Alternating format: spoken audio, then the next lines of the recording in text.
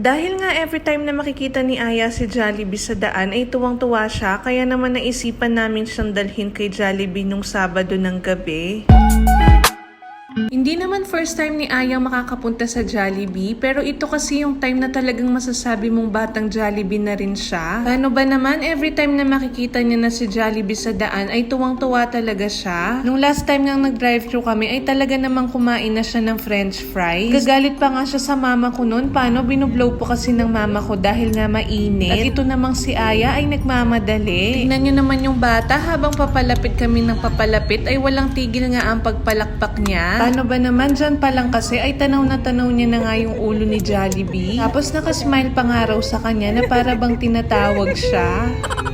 Diyos ko, pagkatapos ng mahabang traffic, eto nga at nakarating na kami. Pagkatapos nga naming nagpark dyan ay may nakita na siyang mukha ni Jollibee dito. Kaya naman tignan nyo yung bata, sobrang saya. Diyos ko, kung mukha niya ba naman kasaya nga na ako, gangala na kaming pera, Jollibee Kemusa.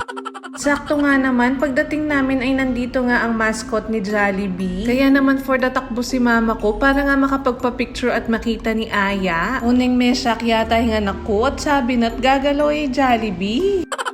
Inorderan ko nga ng fries at burger steak itong si Aya dahil yun pa lang naman ang pwede sa kanya sa ngayon. Gawin mo naman, makanano kawaring ganahan ki nga na kay ni. Konting panahon pa talaga anak at ikaw na ang nagyayaya dito. Habang nag-e-edit tuloy ako, naisip ko, grabe, ang bilis talaga ng panahon, no? Parang kailan lang ako'y nagpapadala dito kila mama ko. Pero ngayon, sariling anak ko na nga yung dinadala ko dito. Tignan niyo naman yung anak ko, paano niya na-enjoy yung pagkain sa Jollibee. Jollibee, baka naman. Dahil nga tapos na akong kumain, sabi ko, ay ako naman ang magsusubo kay Aya. Nuko, lawan yun naman nga na ako talagang bawat subo, papalakpak yun. Saya na.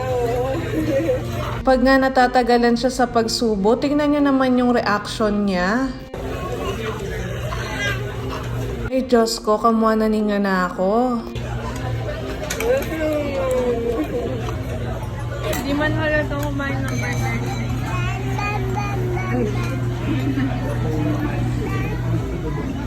Taco? Hey! Dito nga ay niloloko siya ni Tita Kim niya at pinapasubo nga ng ice cream.